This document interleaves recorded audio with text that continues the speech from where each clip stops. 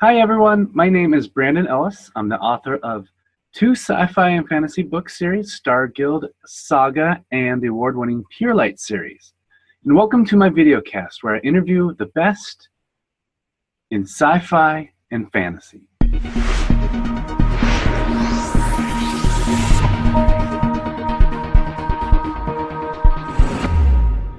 Today we have Joseph Lallo. He was born in New Jersey, and for most of his life, writing was an interest that he used to fill those spare moments when he should have been studying or doing other more productive activities. This continued all the way through college, graduate school, where he earned a Master's of Computer Engineering in nearly a decade as an IT specialist. On January 28, 2010, after several dozen failed attempts to have his stories traditionally published, his friends convinced him to self-publish. A year later, he had earned $19, so he decided to make his first book free. The following month, he made $1,900 and was well on his way to a career in self-publishing. Primarily known for his Book of Deacon fantasy series, as of November 2016, Joseph has completed 17 books in 5 different settings. These include his sci-fi series Big Sigma and his popular steampunk series Free Wrench. It also includes a superhero satire called The Other Eight and a mixed genre experiment called Between. Hey Joseph, how you doing? Hey, how are you? Very good. You're a science fiction fantasy writer, and what I'm really interested in is what intrigues you about that world? Well, I like science fiction and fantasy particularly because there's nothing that needs to get in between you and the story. Like, if you set something in a realistic setting, then you have to conform to reality and the rules of reality. But if you're doing sci-fi and fantasy, then you can adjust the rules of reality to make the story whatever you want the story to be. So yeah, I tend to prefer things where anything is possible because then I can come up with whatever story I want to tell. Okay. And when I first encountered your books, I first read Book of Deacon. Was that your very first one that you did? Book of Deacon was the very first book I wrote, yep.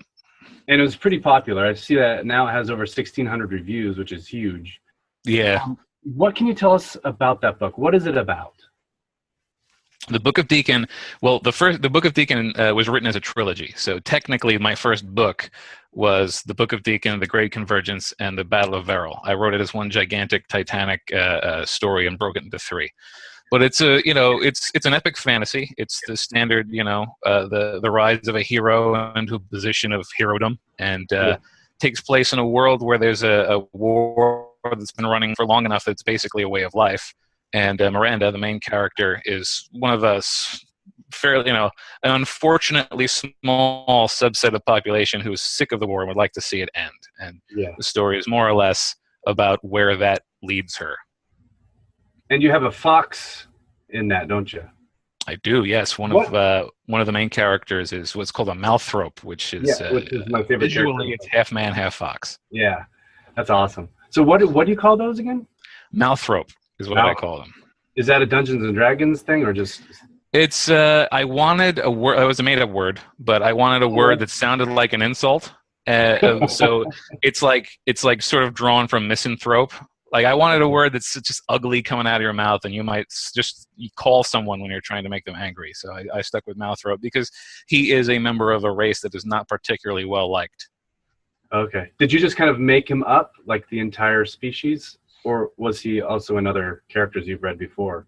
I mean, I don't know that I've read anything specifically involving characters like that, but it was inspired by, there was, I can't remember the name of the game. There was some game I played on it, like an actual video game, where there was, for whatever reason, an unexplained reason, they were, half this, half that type creatures. And also, visually, I Robin Hood, the Disney's Robin Hood, was a favorite of mine when I was little. I think it infected my brain a little bit by producing that character, but yeah, mostly it was just I put the character together because I wanted something that was visual, like would be immediately visually different from the rest of the populace and perhaps monstrous, but also could seem heroic or at the very least cunning. So it would have been a werewolf, except I felt like werewolves are too far on the monstrous side. So I wanted something a little bit more exotic and a little bit more, potentially heroic. Well, it worked, and it worked well. Oh, thank you. And did you have that book in your head for years, or did it just kind of come to you? It was in my head for like it started when I was like in second grade. I started writing down and building this whole thing. And in the initial story was not with these characters. The initial story, like these are a group of characters who are in and of themselves. Like we learn about them, they arise within the story. The original story I started to put together, and thus the setting started to be built, was supposed to be about their descendants. And so back when I was in second grade, I was coming up with what I would call an even more, like, this story is fairly cliched as far as I'm concerned, which doesn't make it bad. It just makes it, following the rules that we have learned. Yeah. But the story that I was writing back then was even more cliched, and it was, these are all descendants from great heroes. And as I took more and more notes, and I tried to figure out, like, well, who do they descend from? I was getting older and better at doing this, and I realized that the original characters that these characters were descended from were more interesting to me. So I sort of set the second story aside and started writing the story it came from, and that's where the Book of Deacon came from. It developed over a great many years. That's amazing. So what comes along next is your Free Wrench series. Is that correct? Technically, the second series was the Big Sigma series. Okay. All right. So let's talk about that one. Sure. What was funny about that is I was looking through your books for this interview, and I noticed Bypass Gemini. Yep. And I read that book, and I loved it. I had no idea you wrote it. And I thought Lex, the main character, had a great personality. And first off, you may be tired of me asking this, but what is that series about?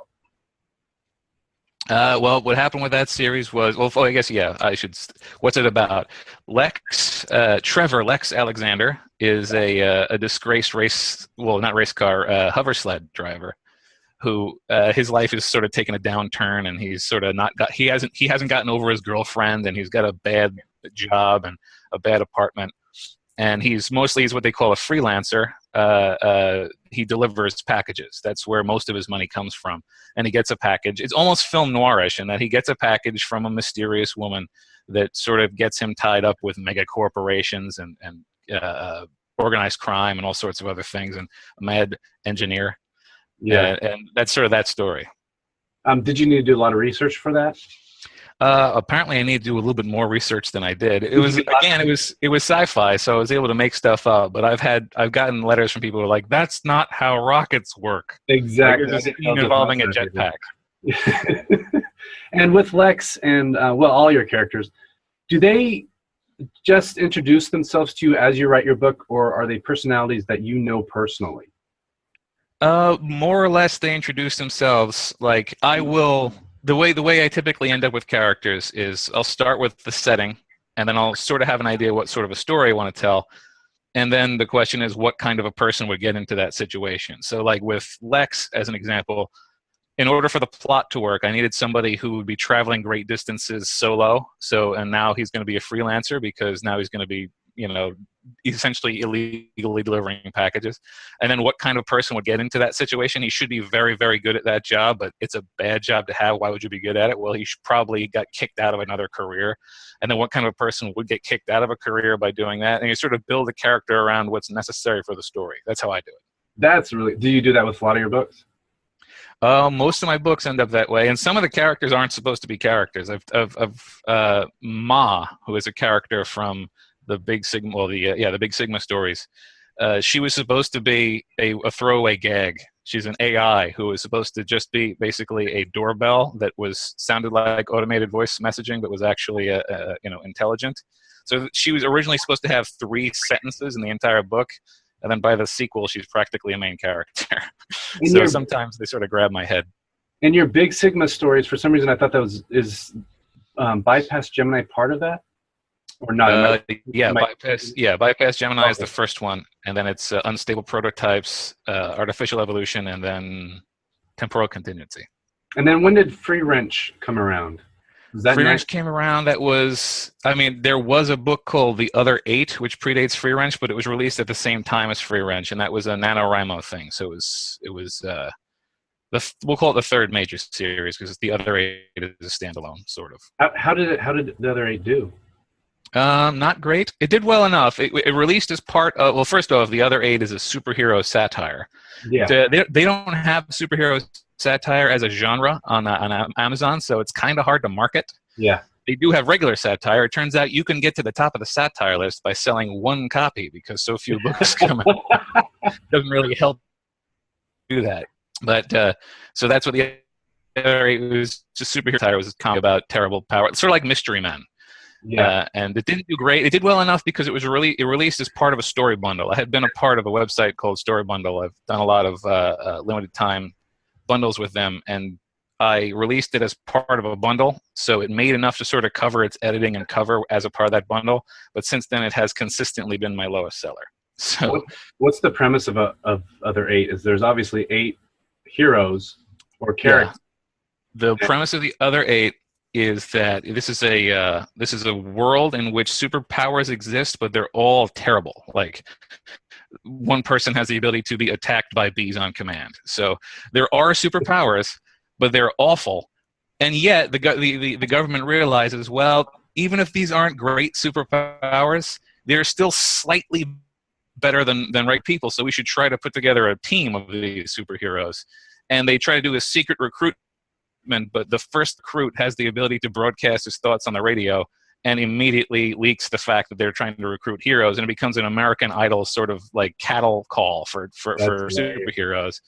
And it's like almost a reality show in which we follow the 8 heroes who have the worst part of the group as they try to win the position within the armed forces, and that's that. How's the reviews on that? It's been pretty well reviewed. It's probably has the lowest average score of my books, but generally speaking, it seems like the people who have read it enjoyed it. Yeah, with Book of Deacon, you have, like I said, 1,600 reviews, but you have a high rating. It's amazing. It's surprising. Okay, so Free Wrench. That's a steampunk science fiction, and I love steampunk. What drew you to write a steampunk series? There's a couple of things that I like. Like I like artwork, and steampunk is a genre that's very defined by visual aesthetics. So I kind of like the idea of sort of coming up with that sort of thing. Yeah. Also, I had been sort of following. By that time, I was deep enough into the indie author biz to sort of be looking at what other people were doing, and I knew that I probably had the chops to write a steampunk. And they were somewhat hot at the time, but still a small enough niche that I felt like I could make an impact. Lindsay Broker is someone with whom I have worked a great deal, and she was dominating steampunk at the time. So I was like, well, maybe I should take a shot at that. And once I started to sketch out the ideas, I felt like I had a winner. So I went ahead with it. Because it was going to be, for a while, I was doing NaNoWriMo, which was going to be a bunch of one-offs. The first one was the other 8, and the second one was Free Wrench, and Free Wrench took off. So now NaNoWriMo is just when I write a new Free Wrench novel. Okay. So what is Free Wrench about? Free Wrench is about, it's a world in which there has been a catastrophe. Basically a continent called Rim was flooded with a substance called the Fug, which is just a toxic like mist that killed most of the people exposed to it. The people who survived escaped to the tops of mountains, and they get around via airships, and that's a very steampunky thing. Yeah. The story is about a group of those went over to one of the only places untouched from the Fug, and they were just black marketers trying to sell stuff from Rim to the people of Caldera, and then sell the stuff from Caldera back and forth. And the main character, well, ostensibly the main character is a character named Nita, who is a free wrench, that is to say, a person who is an unassigned engineer within her culture. Yeah. And she discovers they might have access to a medicine which can help out her mother. So she convinces them to take her with them to the Fug so that she can try to buy this medicine. And things start to go south, and it stops being a story about trade and starts being a heist. And it sort of grows from there. Yeah. And you've written a lot of books. Are you a full-time writer, or do you somehow find the time in between a career and a life to write? For the first couple of years, my first book was released in 2010, right at the beginning of 2010. And for the first 4 years, I was splitting my time between a full-time day job and writing. And then around the end of 2014, I was basically put into a position where I had to choose whether I would take a promotion and work a lot more hours and thus have a lot less time to write, or turn down the promotion and quit the job and write full time. And I chose to write full time, and it's been paying the bills since 2014. Oh, that's excellent. So what do you do for the writers who are watching this? Are there any tips you have for how to market your books? Oh, there's a couple of things, some fairly basic stuff. You want to make sure you have a professional-looking cover. I like to do original illustrations. I have an artist named Nick Delagares who does almost all of my covers. But people do judge a book by its cover, and even if you only spend $50 to go to a cover designer, but make sure your cover looks professional. That's without a doubt the most important thing. I tell a story where the first $3,000 I made off of my books, which took 2 years to make, I spent on 3 new covers, and then my sales literally quintupled after that. It was a huge change. So that's one thing. You should also have an editor. Obviously, people aren't going to find out until after they buy your book if your book is poorly edited, but as soon as they leave a review, then everyone else will know, and they won't even touch your book. So it doesn't have to be, you don't have to spend $10,000 on developmental editing, but get a line editor or a copy editor, just someone to make sure that it's not, filled with grammatical errors. Those are the two, and that's not even marketing, that's just quality stuff, but those are the 2 most important things. And then in terms of regular marketing, the biggest thing I can say, the cheapest, easiest, best thing I can say, start a newsletter, like just a mailing list, as soon as you can, and mention it in your book, because that is the most reliable way to have an audience that you can get in their ear. Like, you can have a great social media platform, but if that social media falls out of favor, or if they change the rules, suddenly that entire platform is gone. That mailing list is yours. And it's very, very important to have one and to grow it regularly. All right, thank you. And now you have, I just saw this as well, you have Between, and is that your latest work? That is, I just put that out 4 days ago. And it looks like a fantastic ride. Give us a little bit about that book. The story of, well, first, the story of how Between was written is almost more interesting than the story of Between. But when I have an idea in my head, it doesn't get out of my head until I write it. And that can be a problem if the idea in my head is stupid. So I started to, in order to just clear my head of the bad ideas, I started writing them down and then throwing them away. And I realized I was throwing away sometimes 10,000 words a week if I was having a particularly bad slump. So I started not throwing it away. So I just started a file and started saving my bad ideas. Yeah. And then over time, I realized that there were some, none of them I couldn't make any of work, but there were some really neat ideas in that list. So I started to rearrange and plot the bad idea exercise and try to justify it into a story. And then it started as a weekly Wattpad thing of me just picking the bad ideas and stitching them together. And then once that got long enough and it didn't really catch on, I decided to discontinue it, finish it, and then release it. So the story is about a character who's Philo Middleton. He wakes up and he can't remember anything. And he is in a place where it's called Between. It's called The Between. And it's a place between all other places. Like, if you screw up transporting, if you fall through the Bermuda Triangle, you end up in The Between. So it is the odds and ends of 1,000 different societies. And physics is sort of a consensus there. Like, gravity falls toward whatever is closest to you. So there are people walking on the ceiling or whatever, and physics just doesn't work the way you expect, but magic does. And as a result, this is a huge society of people in which the most brilliant scientist might as well be a farmer pulling a hoe, or he might as well be a pack animal, while the most low-level conjurer could be the boss. And Philo, unfortunately, doesn't know magic. So it's about him trying to figure out how to survive in this world and how to hopefully get back home. And the cast is ridiculously varied as a result in these formidable alliances. But that's what that story's about. That's cool. And do you have like a one you're going to write after it that you're working on? Well, it's November, so it's NaNoWriMo. Oh, NaNoWriMo. Right now I'm writing another Free Wrench. working title is Fire Carousel, which was funny because a fan of mine mentioned buying my book and seeing it come up on the Fire Carousel, the carousel of their Kindle Fire. And I was like, Fire Carousel sounds like a book title. So the working title of this one is Fire Carousel. Oh, cool. And so you have a podcast or a videocast with Jeffrey Poole and is it Lindsay? Who is it? Lindsay Broker. Yeah. How did you start that? Where'd you guys? You guys obviously knew each other, and then you. Yeah. I mean, it's one of the best that I watch, and I actually watch it when I'm working out. So I can, for some reason, I can retain more when I'm working out, and it's helped me out leaps and bounds with getting subscribers, and I don't just listening to all the. It also gives you hope that okay, maybe one day I will take off. So, how did that all start for you? I had worked with Lindsay a little bit back when I was doing the first story bundle.